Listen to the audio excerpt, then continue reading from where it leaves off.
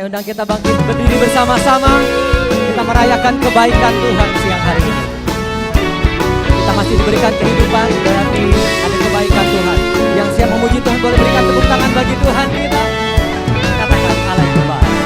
Allah itu baik, sungguh baik bagi.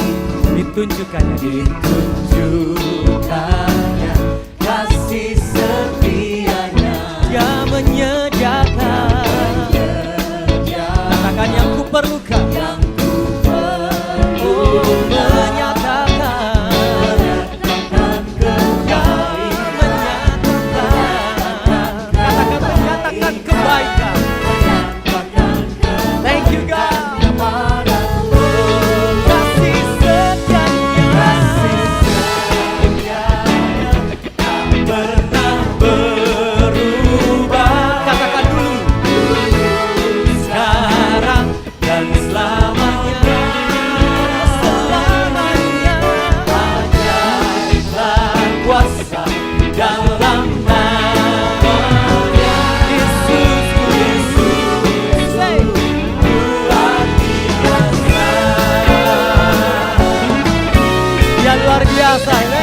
Katakan Allah itu baik.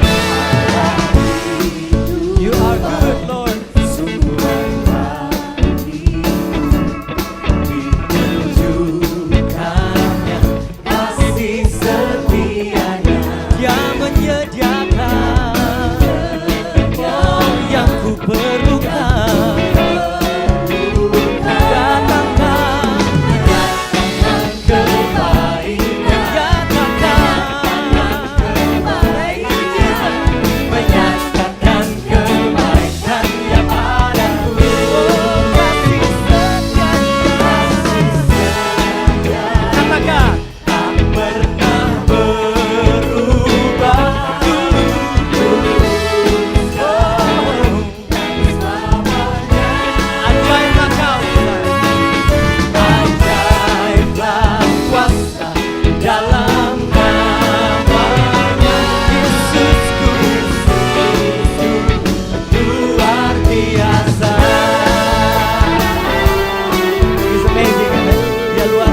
Tuhan yang luar biasa. Kasihnya selalu baru bagi kita. Katakan amin.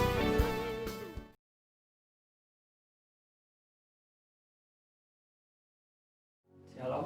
Pada kesempatan saat ini saya ingin mengajak kita sekalian untuk mempelajari firman Tuhan yang tertera di dalam Yesaya pasal 40 yang akan saya bahas dari ayat 27 sampai ke 31. Kalau saudara nanti baca perikop pasal 40 ini ialah tentang berita kelepasan, ya. Kalau saudara baca di atasnya lagi yang perikop utamanya, bahwa di sana dikatakan bahwa pasal 40 sampai pasal 48 kitab Yesaya ini berjudul keselamatan untuk bangsa yang di dalam pembuangan, ya. Jadi dari pasal 40 sampai pasal 48 adalah nubuatan yang Tuhan berikan melalui Nabi Yesaya ketika nanti bangsa Israel ada di dalam pembuangan, yaitu di kerajaan Babel, ya. Kalau sedikit kita membahas tentang kebaikan Tuhan sebelum bangsa Israel diserang oleh kerajaan Babel, terutama suku Yehuda, ya, diserang oleh Babel. Terlebih dahulu Tuhan memberikan nubuatan melalui Nabi Yesaya, ya. Penghancuran Israel pun Tuhan sudah nubuatkan terlebih dahulu. Di sini yang ingin ditekankan adalah tentang pembuangan ke Babel. Sebelum malapetaka datang, Tuhan sudah memperingatkan kepada bangsa Israel agar mereka bertobat dari kesalahannya, di mana mereka pada saat itu tidak lagi menyembah kepada Allah, tapi mereka menyembah kepada patung, kepada berhala-berhala, dan itu merupakan hal yang sangat dibenci Tuhan. Pada saat itu di hadapan Tuhan, bangsa Israel sedang melakukan perzinahan. Tentu saja perzinahannya ialah perzinahan secara rohani, ya, di mana mereka tadi sudah dikatakan bahwa mereka tidak lagi menyembah Allah yang telah mengeluarkan mereka dari Mesir, tapi mereka menyembah kepada berhala. Tuhan peringatkan terlebih dahulu agar bangsa Israel ini bertobat, tetapi mereka tidak bertobat. Ya, tadi sudah disinggung bahwa pasal 40 ini menceritakan nubuatan kepada bangsa Israel ketika mereka di pembuangan.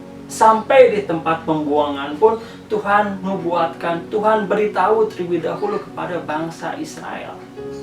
Tuhan memberitahukan kepada Israel apa yang akan terjadi nanti ketika mereka di dalam pembuangan. Bukan hanya ketika bangsa Israel nanti diserang oleh bangsa Babel, ya, dan kerajaan Israel, ya,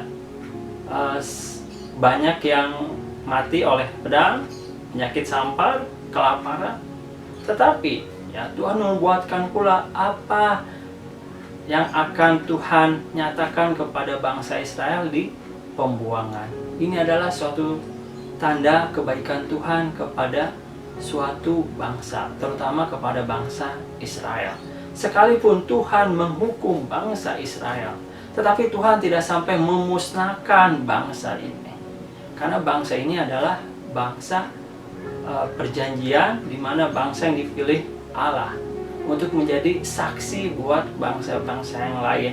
Tapi ketika mereka bersalah, mereka tidak mau bertobat, tentu ada hukuman, ada akibat dari kesalahan mereka. Dan tentu saja tidak semua orang Israel itu menyembah kepada berhala. Saya yakin tidak semua menyembah kepada berhala, tetapi mayoritas mereka, ya, raja-rajanya juga menyembah kepada berhala. Tetapi pasti ada raja dan rakyat yang tidak menyembah kepada berhala, masih tetap menyembah kepada Allah yang benar, ya. Dan tentu mereka tetap terkena efek, terkena akibat dari hukuman yang Tuhan berikan kepada bangsa Israel yang sudah meninggalkan Tuhan. Kalau saudara nanti baca bahwa kisah tentang pembuangan ini, ada 3 kali pembuangan yang terjadi kepada bangsa Israel. Ya, jadi 3 kali orang Israel diangkut atau dibawa ke Mesir.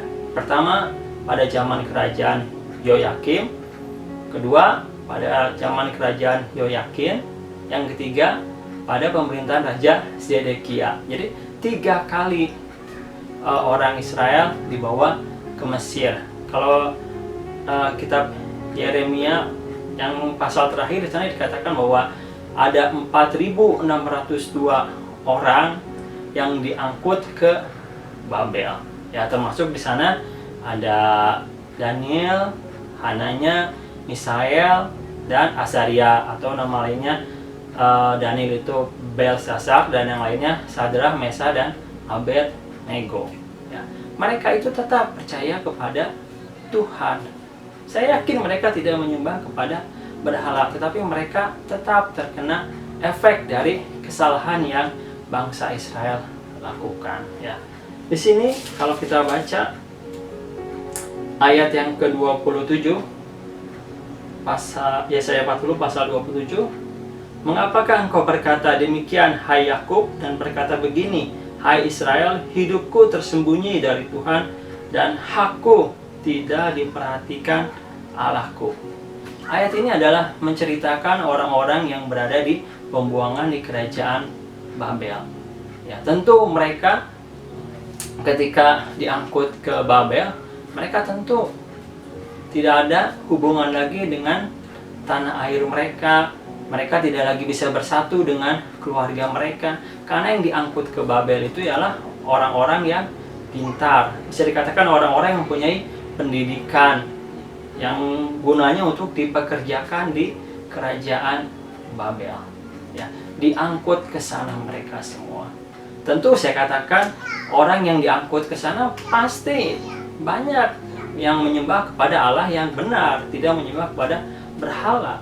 Sehingga Tuhan menubuatkan bahwa orang yang Israel yang ada di Babel, dia itu berkata kepada Tuhan bahwa mengapa hidupku tersembunyi dari Tuhan dan hakku tidak diperhatikan Allahku. Mungkin mereka berkata kepada Tuhan ya di kerajaan Babel ya, kenapa Tuhan engkau biarkan saya ini sampai dibuang ke Babel? Karena saya tetap percaya kepadamu, saya tetap menyembah kepadamu, tetapi kenapa saya harus terangkut ke Babel? Apakah engkau tidak melihat apa yang saya kerjakan untuk engkau? Apakah engkau tidak memperhatikan hak saya sebagai manusia yang masih menyembah kepada Tuhan yang benar? Ya, ada suatu keluh kesah di sini Tuhan membuatkan melalui Nabi Yesaya bahwa bangsa Israel yang ada di Babel berkeluh kesah kepada Tuhan. Mereka berkata seakan-akan bahwa Tuhan tidak memperhatikan mereka, bahwa hak mereka itu tidak Tuhan perhatikan, seakan-akan mereka itu tidak berharga di hadapan Tuhan. Kenapa? Karena sampai-sampai mereka itu terbuang ke Babel. Kalau kita baca ya bahwa orang yang ditinggalkan, yang ada di Israel yang tidak diangkut ke Babel, di sana adalah orang-orang yang mengalami banyak penderitaan. Tadi saya katakan ada yang mati oleh pedang, ada yang mati karena penyakit sampar, ada yang mati karena kelaparan. Sebetulnya orang-orang yang dibawa ke Babel ini adalah bisa dikatakan orang-orang yang beruntung. Ya, karena ketika mereka di Babel, mereka mendapatkan pemeliharaan yang baik melalui kerajaan Babel. Kalau kita lihat Daniel, Sadrak, Mesa, dan Abednego, mereka mempunyai kedudukan di dalam kerajaan Nebukadnezar yang cukup tinggi. Apalagi Daniel. Daniel benar-benar menjadi berkat bagi kerajaan Babel dan hidupnya terjamin. Kalau dipikir, orang yang dibawa ke Babel itu hidupnya lebih terjamin dibanding mereka berada di Israel. Karena Israel mengalami kelaparan yang parah. Karena kota-kotanya dihancurkan, sampai bait Allah pun dibakar. Sehingga bangsa Israel tidak lagi bisa beribadah di bait suci. Sekalipun memang orang yang ada di Babel, mereka tentu sama tidak bisa beribadah di bait suci, karena pada saat itu pusatnya adalah di Yerusalem, di bait suci. Tetapi secara jasmani sebetulnya mereka itu mendapatkan pemeliharaan dari Tuhan. Apa yang mereka butuhkan bukan dicukupkan di kerajaan Babel. Kalau kita lihat Nehemia juga ya, dia mempunyai posisi yang baik ya, sampai-sampai Nehemia dia bisa kembali ke Yerusalem untuk membangun Yerusalem. Ya, itu adalah pemeliharaan Tuhan. Tetapi di sini Tuhan katakan bahwa orang-orang Israel yang berkata bahwa seakan-akan Tuhan tidak memperdulikan hidup mereka. Seakan-akan kepercayaan mereka kepada Tuhan itu tidak ada artinya. Ya, makanya di sini Tuhan nubuatkan kepada Yesaya. Kalau kita baca selanjutnya, tidakkah kau tahu dan tidakkah kau dengar, Tuhan ialah Allah kekal yang menciptakan bumi dari ujung ke ujung. Ia tidak menjadi lelah dan tidak menjadi lesu, tidak terduga pengertiannya. Ya, di sini ada satu jawaban dari apa yang dikatakan oleh orang-orang di Babel sana. Bahwa di sini dikatakan bahwa Tuhan adalah kekal, Dialah yang menciptakan bumi. Dia tidak menjadi lelah dan lesu, dan pengertiannya tidak terduga.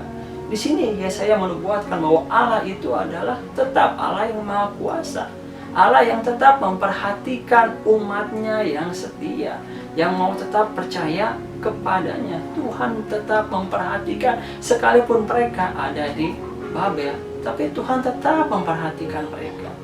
Tuhan tetap matanya tertuju kepada orang-orang yang hidupnya berharap kepada Tuhan.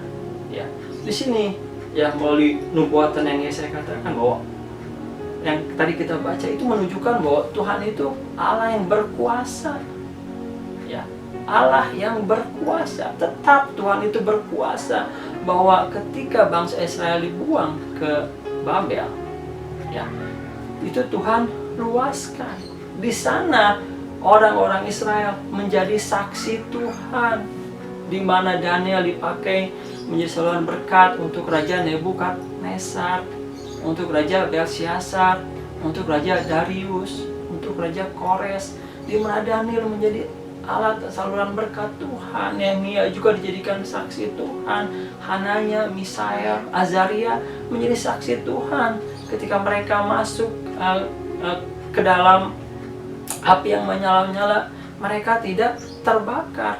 Ketika Daniel masuk ke dalam gua singa, dia tidak diterkam, tapi dia tetap hidup. Di sana mereka menjadi saksi Tuhan. Karena Tuhan tahu bahwa mereka percaya, tetap berharap kepada Tuhan.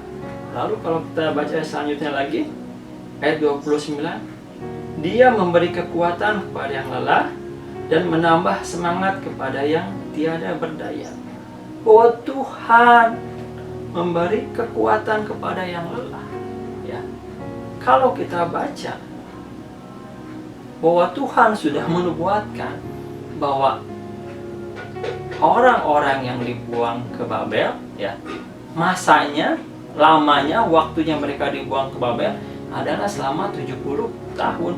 70 tahun bangsa Israel menghadapi kesulitan, kesukaran, karena bangsa Israel sudah dihancurkan oleh kerajaan Babel. Tapi Tuhan menubuatkan bahwa setelah 70 tahun kerajaan Israel akan kembali dipulihkan. Israel kembali akan dipulihkan oleh tangan Tuhan. Dan kalau kita baca, ya, di kitab-kitab selanjutnya, bahwa Tuhan sudah menubuatkan bahwa Israel akan dipulihkan. Kita tahu bahwa Nehemia, Ezra setelah 70 tahun kembali ke Israel, dan mereka kembali membangun kota Yerusalem, ya, melalui persetujuan dari raja yang tidak mengenal Tuhan. Karena ketika Tuhan mengatakan suatu perkataan, ya, Dia pasti akan menggenapi, menepati apa yang dikatakannya. Setelah 70 tahun, bangsa Israel kembali memulai masa pemulihannya. Mungkin mereka tidak sabar, mungkin bangsa Israel yang ada di Babel tidak sabar untuk menunggu 70 tahun. Tapi ketika Tuhan sudah menetapkan 70 tahun, yaitu harus mereka jalani. Di sini dikatakan bahwa Dia memberi kekuatan kepada yang lelah. Tuhan akan memberi kekuatan kepada yang lelah, ya, lalu memberi semangat kepada yang tiada berdaya. Tentu ini tidak semua orang yang Tuhan berikan kekuatan, ya, yang menambah semangat. Tentu hanya kepada orang-orang yang mau berharap, yang mau tetap bersandar kepadanya, ya. Mungkin kita lelah untuk berharap, bersandar kepada Tuhan. Mungkin kita lelah karena kita ini manusia. Ada kejenuhan, ada kebosanan. Tapi yang Tuhan mau, kalau kita lihat di ayat ini, bahwa Tuhan sendiri akan memberikan kekuatan kepada kita kalau kita tetap berpaut kepada Tuhan. Di tengah kesulitan, kalau kita tetap berpaut kepada Tuhan, mungkin masalah belum selesai, tetapi Tuhan akan memberikan kekuatan kepada kita dalam menghadapi masalah dari hari ke hari, sampai kepada waktu Tuhan untuk menolong kita, maka kita akan diberikan jalan keluar. Tetapi sebelum pertolongan Tuhan itu nyata tiba bagi kita, kita harus sabar menunggu waktu Tuhan, dan kita harus berharap, bergantung kepada Tuhan agar Tuhan memberikan kekuatan kepada kita. Jangan sampai kita tidak sabar, jangan sampai kita tidak mau berharap, bergantung kepada Tuhan. Jangan sampai kita berharap pada kekuatan, kemampuan kita sendiri. Karena dikatakan namanya manusia, pasti suatu saat ya ada titik jenuh, ya, ada satu titik yang membuatnya putus asa, lemah, karena mungkin dia menanti-nantikan atau dia sudah berusaha semaksimal mungkin, tetapi kekuatannya, kemampuannya tidak bisa menyelesaikan masalah yang sedang dihadapi. Tetapi di sini firman Allah mengatakan bahwa Tuhan akan memberikan kekuatan. Tetapi memberikan kekuatan kepada siapa? Ya tentu kepada orang yang tetap berharap kepada Tuhan. Oleh karena itu kita jangan sampai hilang pengharapan kepada Tuhan. Jangan sampai iman kita goyah kepada Tuhan. Sekalipun saya katakan sampai hari ini pertolongan Tuhan belum nyata kepada kita. Karena mungkin belum waktunya. Marilah kita bersabar menunggu waktu Tuhan. Mari kita sabar menunggu waktu Tuhan. Apalagi saat ini kita di tengah pandemi COVID-19 ini. Ya, kita tidak tahu kapan COVID-19 ini akan mereda. Ya, jangan sampai ya kita ini tidak berharap kepada Tuhan di tengah kesulitan saat ini. Karena kan sudah dari Maret, mungkin bulan depan itu Juli, sudah mau 4 bulan. Ya, mungkin kita berdoa berharap kepada Tuhan, tapi sampai hari ini ya mungkin kita berpikir bahwa COVID-19 masih ada, kesulitan kesukaran kita hadapi dari efek COVID-19 ini. Ya, tentu efek ekonomi yang saya maksud ya. Perekonomian semakin melemah karena perdagangan terbatas. Itu pasti ada efek ke depannya. Tapi kita di tengah kesulitan kesukaran ini jangan berhenti berharap kepada Tuhan. Karena mata Tuhan tetap tertuju memandang kepada orang yang benar. Sama, Tuhan pun melihat memandang kepada orang-orang yang ada di pembuangan di Babel. Tuhan melihat mereka. Tetapi belum waktunya genap 70 tahun. Belum waktunya. Ayat selanjutnya 30, orang-orang muda menjadi lelah dan lesu dan teruna jatuh tersandung. Di sini diibaratkan bahwa orang-orang yang muda dan yang teruna akan lelah, lesu dan tersandung. Kenapa? Karena mereka tidak berharap kepada Tuhan. Mungkin dalam kesulitan kesukarannya mereka, tadi saya katakan, hanya mengandalkan pada kekuatan, kemampuan, kekayaannya sendiri, kepintarannya sendiri, tidak bergantung kepada Tuhan, sehingga mereka menjadi lelah, lesu, ya, sampai ada yang tersandung. Kenapa tersandung? Karena itu, karena mereka mungkin menunggu, ya, mereka terus berusaha semaksimal mungkin dengan kekuatan, tapi akhirnya tidak mampu, sehingga mungkin membuat dia putus asa, hilang pengharapan. Sehingga dia mungkin tidak mau lagi berusaha, tidak mau lagi mengupayakan bagaimana untuk terlepas dari kesulitan itu. Ya, tapi berbeda dengan orang yang berharap kepada Tuhan. Tuhan akan memberikan kekuatan supaya dia jangan letih, lesu, apalagi sampai tersandung. Kalau tersandung itu tandanya kan jatuh. Firman Allah mengatakan bahwa orang benar itu ya jatuh tapi tidak akan sampai tergeletak. Kenapa? Karena ada tangan Tuhan yang menopang. Saya yakin Tuhan tahu kekuatan kita masing-masing. Kalau Paulus mengatakan bahwa pencobaan yang kita alami ini adalah pencobaan yang biasa, tidak melebihi kekuatan kita sebagai manusia. Kalau kita lihat pelayanan Paulus, begitu banyak kesulitan kesukaran yang dialami. Dia harus dilempari oleh batu di Yerusalem, dia harus masuk penjara, dia disiksa, ya, lalu dia pernah digigit ular tapi dia tidak mati. Banyak kesulitan kesukaran yang Paulus alami, tapi dia berkata bahwa Tuhan yang memberi kekuatan kepada dia, bahwa pencobaan yang kita alami adalah pencobaan biasa. Ya, pencobaan atau kesukaran yang dialami oleh bangsa Israel di Babel pun pencobaan kesukaran yang biasa di mata Tuhan. Karena sudah Tuhan membuatkan 70 tahun. Bagi hidup kita pun Tuhan sudah memberikan batas waktu, ya, kapan Tuhan akan menolong kita, ya. Tetapi kita sebagai manusia tidak tahu, ya, kapan batas waktu itu. Oleh karena ketidaktahuan kita itu, marilah kita tetap berharap bersandar kepada Tuhan. Karena tadi kalau kita baca bahwa tidak terduga pengertiannya Tuhan, kita tidak mengerti rencana Tuhan di balik COVID-19 ini, di balik kesulitan-kesukaran yang kita hadapi, kita tidak mengerti. Tapi satu hal, kita adukan kesulitan-kesukaran kita kepada Tuhan dengan berharap, dengan percaya, bersandar terus kepada Tuhan. Ya, percaya, berharap, bersandar kepada Tuhan. Contohnya seperti apa sih? Jangan berhenti berdoa. Jangan berhenti berdoa. Kita pohonkan apa yang permasalahan kita kepada Tuhan. Jangan putus. Lalu kita pun jangan malas untuk membaca firman Tuhan. Karena dengan kita membaca firman Tuhan, maka kita akan dikuatkan dengan firman. Karena kalau kita tidak membaca firman, kita dikuatkan oleh apa? Tadi saya katakan jangan sampai kita ini mengandalkan kekuatan kita, kemampuan kita, pengalaman kita. Jangan. Atau kekayaan kita. Jangan. Karena kita nanti bisa lelah, lesu, dan bisa tersandung. Firman Allah mengatakan, marilah kita berharap kepada Tuhan. Dan tentu harus dibuktikan. Tadi saya katakan harus setia berdoa dan setia membaca firman Tuhan. Agar firman Tuhan ini yang memberikan kita kekuatan. Saya katakan kalau kita malas membaca firman, kita akan dikuatkan oleh siapa?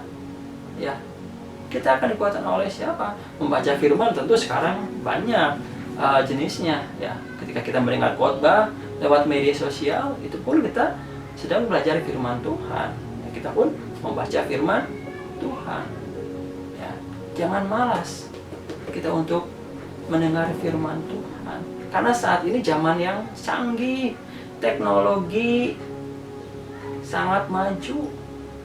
Ada istilah mengatakan bahwa saat ini dunia itu ada di dalam genggaman tangan kita, yaitu di dalam handphone. Ya, apapun selama handphone kita ini ada kuota internetnya, ya, kita bisa browsing apa aja. Kita bisa menggali firman Tuhan, kita bisa mendengar firman Tuhan lewat media sosial. Jangan sampai kita malas. Apalagi saya katakan, jangan sampai kita malas untuk mendengarkan firman Tuhan dan berdoa. Karena disitulah penghiburan, kekuatan yang datang daripada Tuhan. Kekuatan dari Tuhan itu nggak akan datang ujuk-ujuk, ya. Tapi kita harus mengusahakannya terlebih dahulu. Kita harus berdoa dan membaca firman. Karena kan sampai saat ini kita belum bisa beribadah di gereja. Belum semua gereja mengadakan ibadah. Karena masih ada zona-zona yang merah atau zona yang kuning yang belum bisa diizinkan. Ya. Jangan malas. Mari, saya ajak jangan malas. Setia kepada Tuhan dalam berdoa, dalam membaca firman, supaya kita dikuatkan. Mari kita lanjutkan ayat selanjutnya. Ayat 31 dari Yesaya 40. Tetapi orang-orang yang menanti-nantikan Tuhan mendapat kekuatan baru. Mereka seumpama raja wali yang naik terbang dengan kekuatan sayapnya. Mereka berlari dan tidak menjadi lesu. Mereka berjalan dan tidak menjadi lelah. Di sini firman Tuhan menjawab bahwa orang yang menantikan Tuhan akan mendapatkan kekuatan yang baru. Saya katakan tadi, dengan kita berdoa, dengan kita membaca firman, maka kita akan mendapatkan kekuatan yang baru yang datang dari Tuhan. Orang yang menanti-nantikan Tuhan artinya orang yang tetap berharap, berpaut kepada Tuhan. Artinya imannya tetap kepada Tuhan sekalipun dia dalam kesulitan, kesukaran. Tetapi dia tetap berpaut hidupnya kepada Tuhan, tidak melepaskan hubungannya dengan Tuhan, tidak melonggarkan hubungannya dengan Tuhan. Jangan sampai kita ini melonggarkan hubungan dengan Tuhan. Apapun yang terjadi dalam hidup ini, jangan pernah kita melonggarkan atau sampai melepaskan hubungan kita dengan Tuhan. Karena kalau kita melepaskan hubungan kita dengan Tuhan, artinya kita akan jauh dari Tuhan. Tandanya kita tidak percaya kepada Tuhan. Orang yang menanti-nantikan Tuhan, artinya menanti-nantikan itu, dia selalu punya pengharapan. Ini yang sulit. Ketika kita sudah berdoa, memohon pertolongan daripada Tuhan, Mungkin kita sudah bertahun-tahun berdoa kepada Tuhan, bergumul dengan permasalahan hidup kita, tapi bertahun-tahun sampai puluhan tahun Tuhan belum mendengarkan. Ya. Jangan kita kecil hati, putus asa. Jangan kita berhenti berharap kepada Tuhan. Karena yang Tuhan mau kita ini tetap berharap, berserah kepadanya, tetap menantikan pertolongan yang datang daripada Tuhan. 70 tahun bangsa Israel di Babel, 70 tahun sampai akhirnya Yerusalem dibangun kembali, dipulihkan oleh Tuhan melalui siapa? Melalui orang-orang yang kembali dari kerajaan Babel. Ya. Saat itu sudah Babel sudah dikalahkan oleh kerajaan Media dan Persia. Sampai kepada zaman kerajaan Media Persia, baru bangsa Israel dipulihkan. Tetapi harus ada penantian selama 70 tahun. 70 tahun itu kalau boleh saya perhitungkan sama dengan satu generasi, ya. Karena kan Daud mengatakan bahwa umur manusia itu ya katanya sampai 70 tahun, sekalipun ya ada yang lebih, ada yang bisa ratusan, ya. Tetapi ini bisa diperkirakan bahwa 70 tahun itu bisa dikatakan anggap saja satu generasi, ya, 70 tahun. Untuk dipulihkan butuh waktu. Kenapa 70 tahun? Ya, karena selama 70 tahun itu tanah Israel yang sebelumnya tidak pernah mendapatkan perhentian hari Sabat, ya. Selama 70 tahun itu, ya, tanahnya kembali dipulihkan. Kesuburan tanahnya kembali dipulihkan selama 70 tahun itu. Itu ada rencana Tuhan. Tuhan tidak asal-asalan menentukan waktu, ya. Tuhan tidak asal-asalan sampai dia menyatakan pertolongannya. Ada rencana Tuhan. Tadi dikatakan bahwa pengertian Tuhan itu tidak terduga. Mungkin bangsa Israel pun tidak mengerti kenapa harus 70 tahun Tuhan, ya. Itu kan sama dengan satu generasi, saya katakan. Kenapa begitu lama 70 tahun baru engkau memulihkan Israel, ya. Bangsa Israel, mereka tidak berpikir bahwa selama 70 tahun itu tanah Israel dipulihkan oleh Tuhan. Sehingga ketika nanti bangsa Israel yang dari pembuangan kembali dan membangun Yerusalem, ya, tanah Israel sudah subur, ya, sudah baik kembali untuk mereka tanami. Ya, itu ada rencana Tuhan. Ada rencana Tuhan yang indah. Di balik kesulitan, kesukaran, selalu ada rencana Tuhan yang indah. Kalau Tuhan yang berkehendak. Ya. Kalau Tuhan mau mengubah ketidakbaikan kita, bisa dirubah menjadi hal yang baik. Kutuk menjadi berkat kalau Tuhan mau. Bagaimana caranya Tuhan mau? Mari kita menanti-nantikan pertolongan dari Tuhan. Mari kita berharap, mari kita beriman, mari kita percaya kepada Tuhan. Dan tentu percayanya kepada Tuhan ini bukan hanya di bibir, tapi dengan perbuatan yang nyata. Saya tadi katakan berdoa, baca firman. Kalau nanti kita sudah mulai bisa beribadah, beribadah yang setia dan tekun. Dan tentu membaca firman Tuhan ini, berdoa juga bukan hanya di gereja saja, tapi setiap hari harus berdoa kita. Setiap hari harus membaca firman. Jangan malas. Bagaimana kuasa mujizat Tuhan nyata dalam hidup kita kalau kita malas mencari Tuhan? Firman Allah mengatakan, carilah dahulu kerajaan surga dan kebenarannya, maka semuanya akan ditambahkan. Bagaimana Tuhan akan menambahkan berkat kepada kita kalau kitanya malas untuk mencari kerajaan surga dan kebenarannya? Bagaimana mujizat bisa terjadi? Bagaimana pertolongan Tuhan bisa terjadi kalau kitanya malas untuk mencari Tuhan? Ya. Bangsa Israel selama 70 tahun yang ada di Babel, mereka menantikan pertolongan dari Tuhan. Sampai genap 70 tahun, maka nyatalah pemulihan yang datang dari Tuhan kepada Israel. Bahwa orang yang menantikan Tuhan, mereka semua Raja Wali yang naik terbang, ya. Raja Wali yang naik terbang. Kalau kita lihat burung Raja Wali adalah seorang penerbang yang ulung. Ketika ada badai, dia tidak takut kepada badai, tapi dia bisa mengatasi badai itu dengan kekuatan sayapnya. Dengan kekuatan sayapnya dia bisa mengatasi badai itu. Begitu pula dengan kita. Bagaimana kita bisa mempunyai kekuatan seperti Raja Wali di tengah badai hidup ini? Ya tentu kita harus menanti-nantikan, berharap kepada Tuhan. Tidak bisa kita hanya mengandalkan kekuatan kita semata. Kita harus mengandalkan Tuhan. Ya, kita harus bergantung kepada Tuhan sehingga Tuhan memampukan kita untuk kita bisa mengatasi permasalahan hidup ini. Dengan kekuatan dari Tuhan, kita mampu menunggu waktu Tuhan untuk mengadakan mujizat pertolongan dalam hidup kita. Kuncinya berharap kepada Tuhan. Maka kita akan diberikan kekuatan oleh Tuhan melalui apa? Melalui firman yang kita dengar saat ini, melalui firman yang saudara baca setiap hari. Dengan doa-doamu kita dikuatkan. Oleh itu kita dikuatkan. Tetaplah berharap kepada Tuhan. Ya. Tuhan menggambarkan bahwa burung Raja Wali, ya, dia kuat kepakan sayapnya. Ya.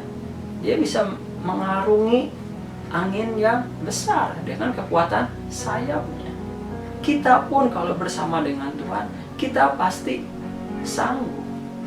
Pertanyaannya, apakah kita mau mengatasi permasalahan hidup ini bersama dengan Tuhan atau tidak?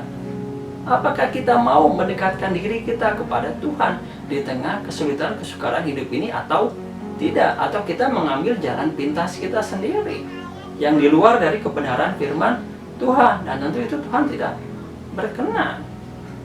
Pasti kita tersandung kalau kita mengandalkan kekuatan kita yang bertentangan dengan kehendak Tuhan. Pasti kita tersandung, jatuh, dan bisa tergeletak. Karena kenapa? Karena Tuhan tidak menyertai langkah hidup kita, karena pilihan yang kita ambil tidak sesuai dengan kehendak dan rencana Tuhan. Ya. Lalu berlari tidak menjadi lesu, berjalan tidak menjadi lelah. Ketika ada kekuatan dari Tuhan, kita tidak akan lelah, letih, lesu dalam menghadapi hidup ini dari hari ke hari. Ya, kita tidak akan, kalau istilahnya, tidak akan pernah mengalami, tidak ada suatu gairah dalam menjalani hidup ini kalau kita punya pengharapan.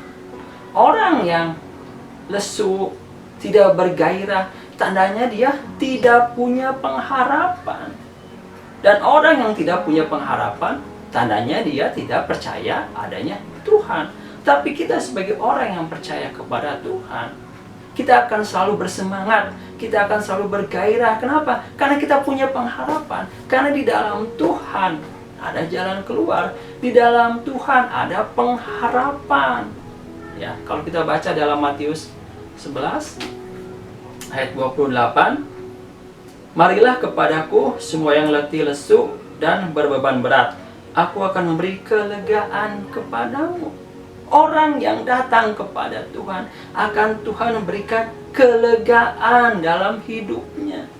Sekalipun masalahnya belum selesai, sekalipun bangsa Israel masih tetap di kerajaan Babel, tapi ketika mereka dan ketika kita berharap kepada Tuhan, maka Tuhan akan berikan kelegaan dalam menghadapi kesulitan, kesukaran. Mungkin belum selesai masalah kita, tetapi Tuhan berikan kelegaan supaya kita ini kuat dalam menghadapi hari ke hari sampai waktu Tuhan tiba.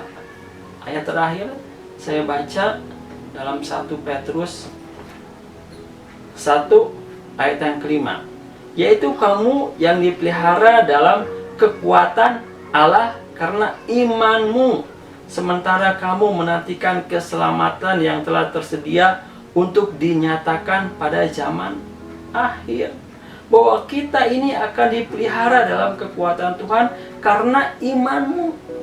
Kita akan dipelihara oleh Tuhan menurut Petrus karena kita memiliki iman kepada Tuhan. Kita memiliki pengharapan kepada Tuhan.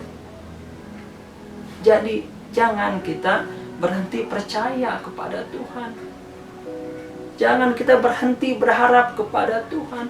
Jangan kita berhenti berdoa. Jangan kita berhenti membaca firman. Jangan kita berhenti dalam persekutuan kita dengan Tuhan. Mari dalam kesulitan kesukaran yang kita hadapi, tetaplah kita bersandar kepada Tuhan, bergantung kepada Tuhan, sampai Tuhan menyatakan kuasanya, pertolongannya, mujizatnya dalam hidup kita. Sekalipun kita tidak tahu kapan waktu Tuhan menolong kita, kita tidak tahu. Mungkin kita tidak tahu. Kalau bangsa Israel sudah jelas ya, Tuhan memberikan batas waktu 70 tahun. Tapi kita di zaman perjanjian baru ini, kita tidak tahu sampai kapan kesulitan kesukaran yang kita alami, sampai kapan COVID-19 ini segera berakhir, sampai kapan mungkin kesulitan ekonomi yang akan dihadapi. Kita tidak tahu.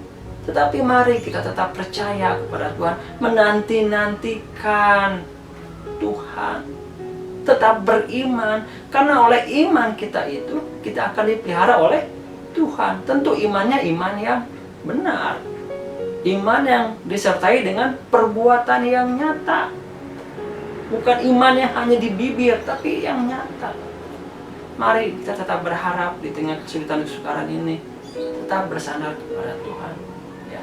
Karena dengan kita berharap bersandar kepada Tuhan, maka Tuhan akan memberikan kita kekuatan bagaikan Raja Wali ya, yang berlari tidak menjadi lesu, berjalan tidak menjadi lelah.